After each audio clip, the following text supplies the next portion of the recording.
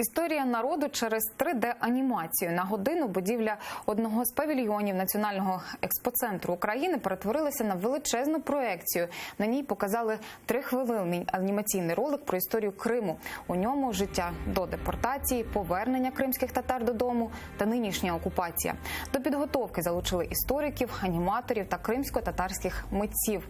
Так, організатори виставки «Вкрадений Крим. Історія депортації» через сучасні технології намагалися показати більшій кількості людей те, що пережили та переживають кримські татари.